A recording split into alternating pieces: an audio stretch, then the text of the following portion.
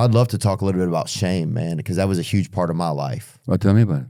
I just felt ashamed of myself. Yeah. I felt ashamed of I felt ashamed of how I looked. I felt ashamed of like my ears, my nose, I felt, I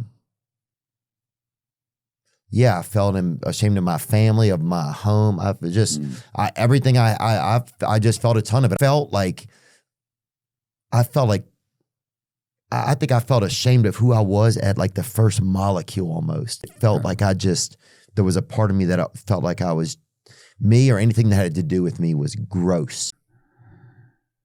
Well,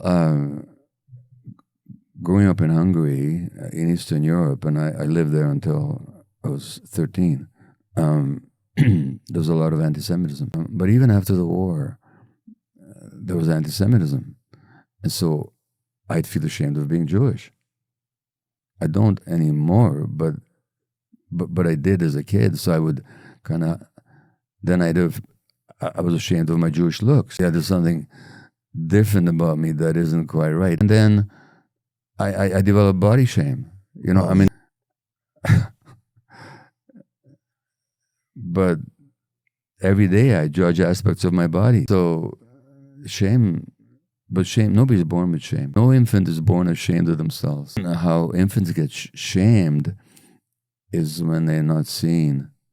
And what happens then? Well, let's say a child is not seen, or worse, is being heard.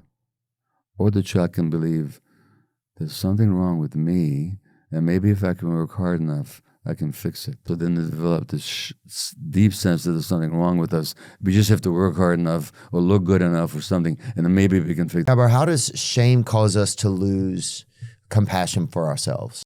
After my book on addiction came out, In the Realm of Hungry Ghosts, I got a letter from a guy in Seattle. And he said, I really appreciate your book and showing how trauma causes is one of the,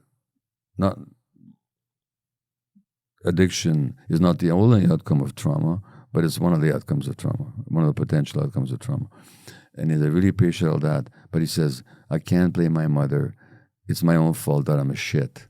You still see yourself that way?